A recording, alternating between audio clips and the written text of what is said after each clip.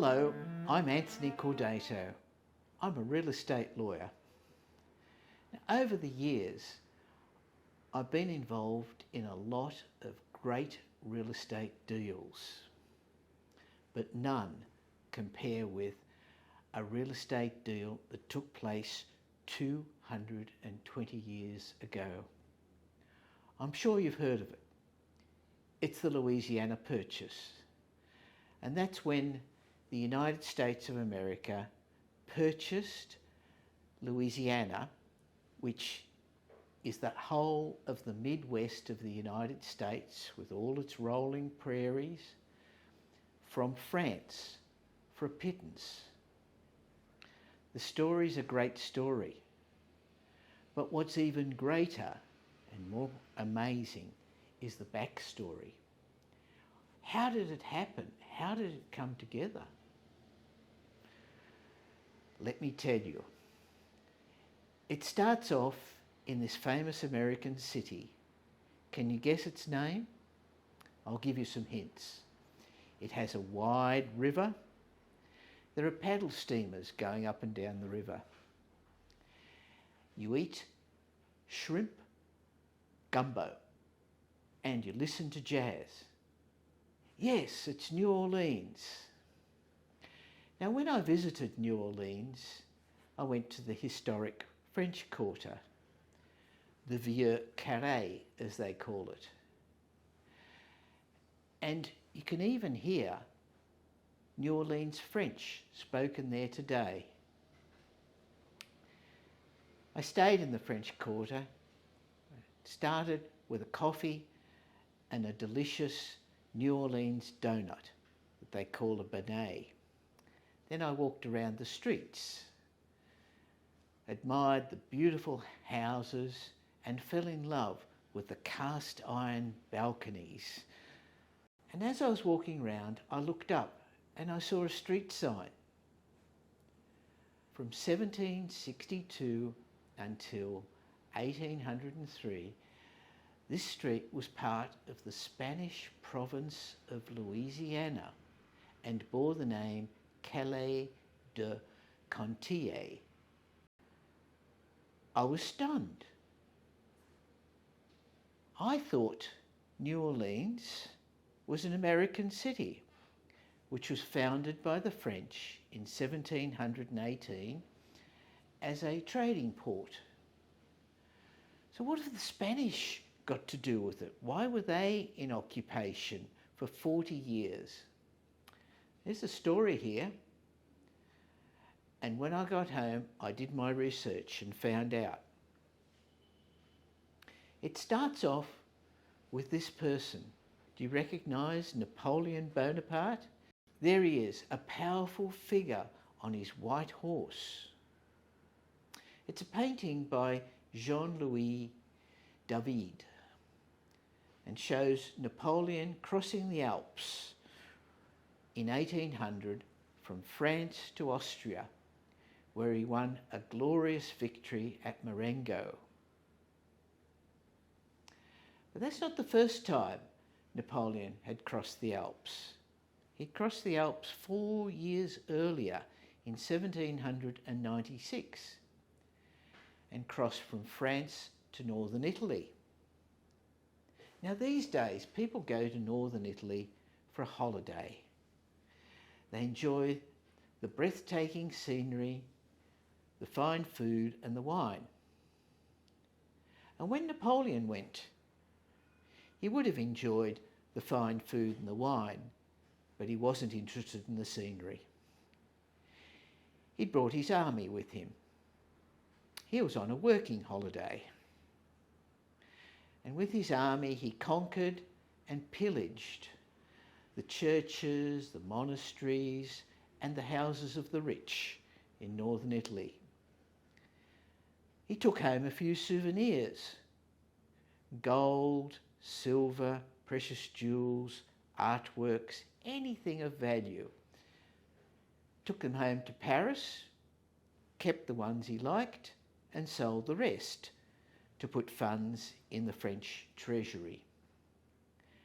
And he left behind a commander in control of northern Italy. A few years later, in 1800, Napoleon was developing a grand plan. He wanted to create a Western colonial empire and had his eyes on Louisiana. Now, Louisiana was claimed for France in 1682 and named after King Louis XIV, the Sun King. The French had settled it as far as New Orleans. Louisiana, as you can see, stretches all the way from New Orleans, which is at the mouth of the river on the Gulf of Mexico, on both sides of the river, all the way up to what is now the Canadian border. The Mississippi's a long river. It's the fourth longest in the world, and there's a lot of territory on both sides of that river. As you can see from the map, on the right-hand side are the 13 states of America, and on the left, the Spanish colony of California. It's prime territory. Napoleon had just one problem with his dream. Louisiana was no longer owned by the French.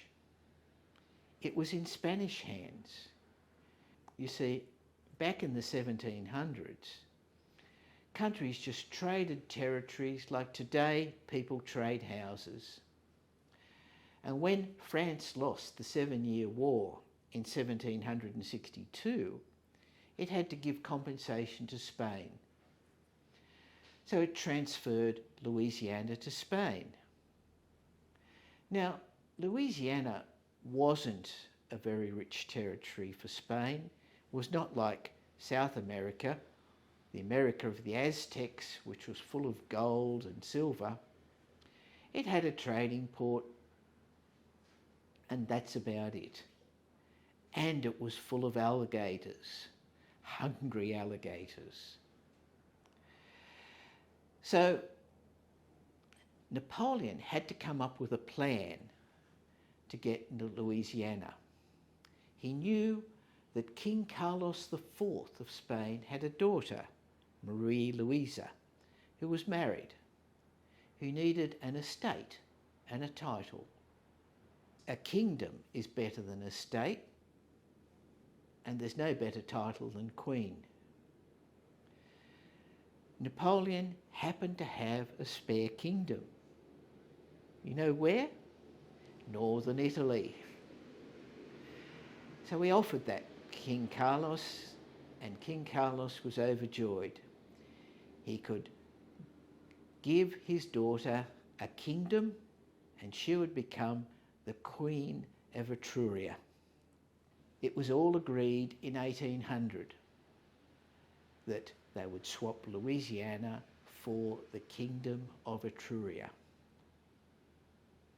But the paperwork took about 2 years to complete, and it was not completed until towards the end of 1802. In the meantime, Napoleon had gone cold on Louisiana. It wasn't a rich province, and in any case, he needed money. He needed money to clothe the military, to give them guns, and of course, to keep them well fed. As Napoleon said, an army marches on its stomach.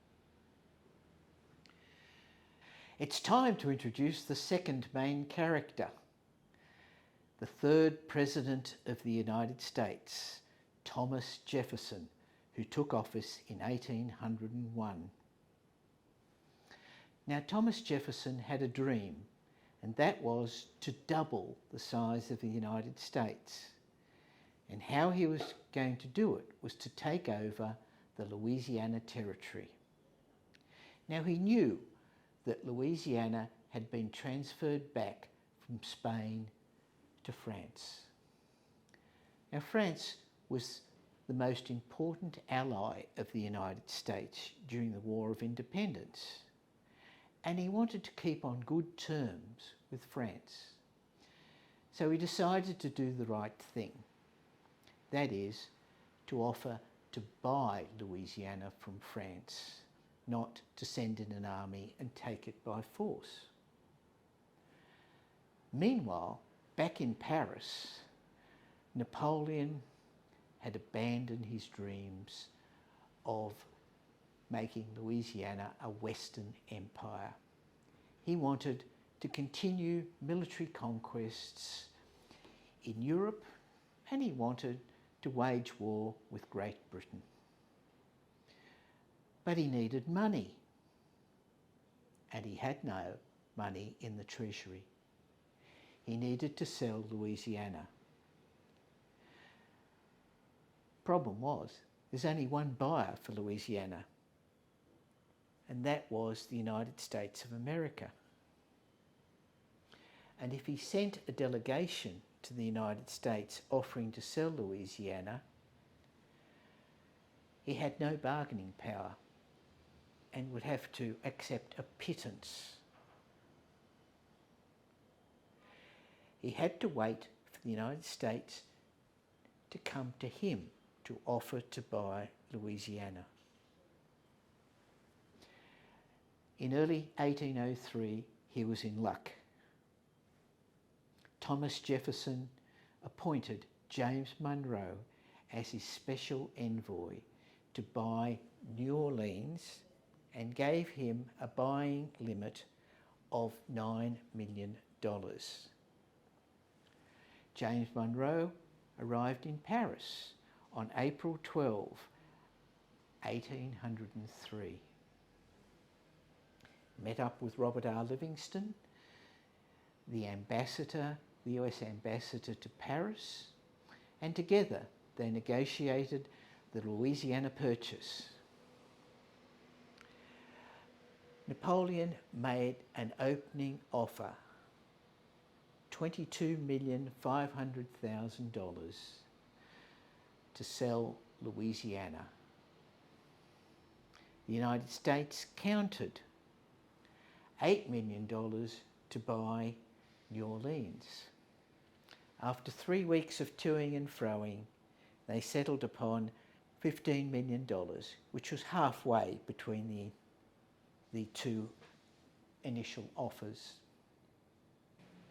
Of the $15 million, the United States was to keep $3,750,000 to compensate the French settlers of New Orleans for having the United States take it over, and $11,250,000 was to go to France.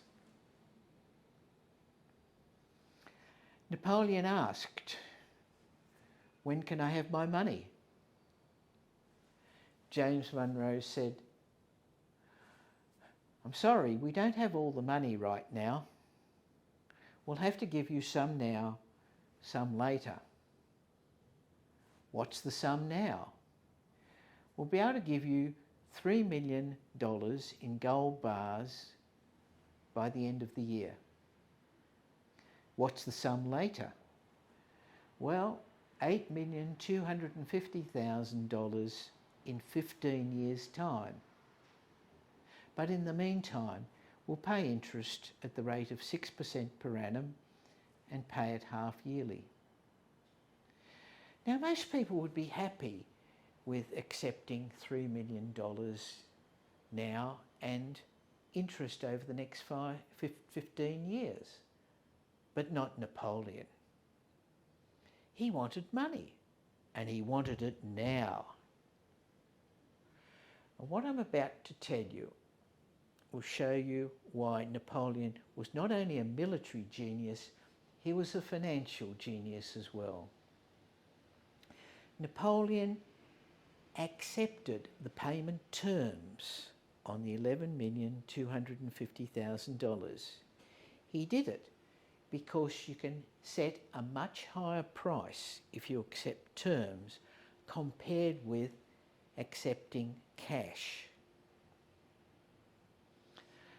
So the treaty was signed on and dated April 30, 1803, and it provided for those payments and for the issue of US Treasury bonds as promissory notes for all those payments.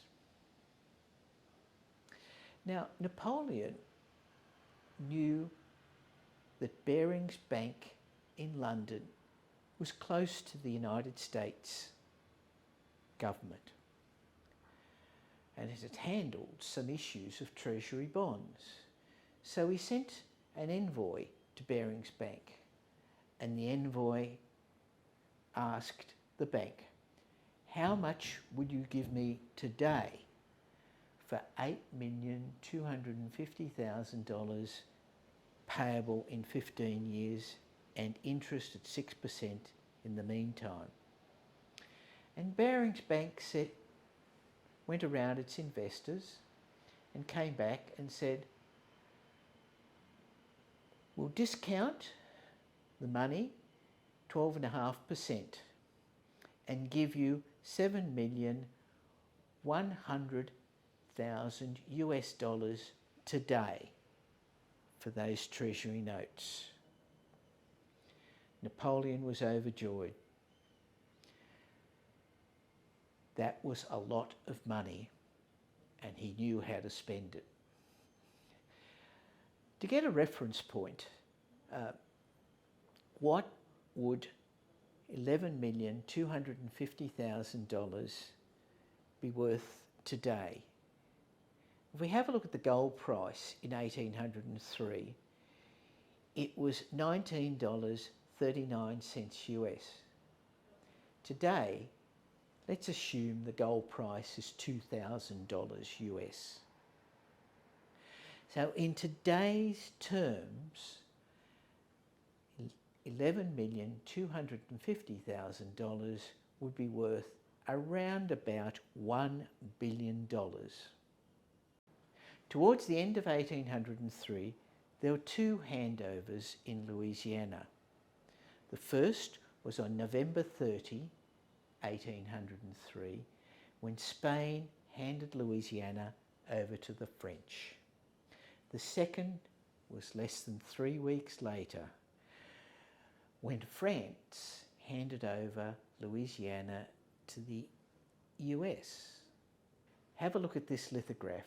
You'll see the French representative handing over a scroll to the US representative to signify the handing over of possession. In the foreground, you'll see an Indian chief. He looks puzzled, doesn't he? And so he should be. They were handing over his ancestral lands without paying any compensation and without even any consultation. And little did he know that in only a few years the United States would drive his tribes off their ancestral lands. But let's go back to Paris. When he received his gold bars, Napoleon started planning a coronation. And if you have a look at this magnificent painting by Jacques-Louis David, The Coronation of Napoleon I, which takes a complete wall of the Louvre Museum in Paris, you'll see Napoleon already crowned and about to crown his wife Josephine, the Empress of France. And to the right, you'll see Pope Pius VII blessing the coronation. Napoleon was now Emperor Napoleon I of France. Now, if Napoleon and Jefferson were alive today, they'd organise a meet-up to reminisce about the Louisiana Purchase. You see, it was very friendly. It was a win-win situation. Thomas Jefferson had doubled the size of the United States by acquiring 828,000 square miles for 3 cents per acre. And Napoleon, he'd got $11,250,000 US for land which he didn't pay for. He simply had swapped the kingdom of Etruria for Louisiana, and which he didn't want. And Thomas Jefferson would bring along to the meet a few of these $2 notes with his face on it, and he'd pay for a drink with Napoleon. And what would they drink? Nothing other than Napoleon brandy. And they'd be drinking a toast to the Louisiana Purchase, the greatest real estate transaction of all time.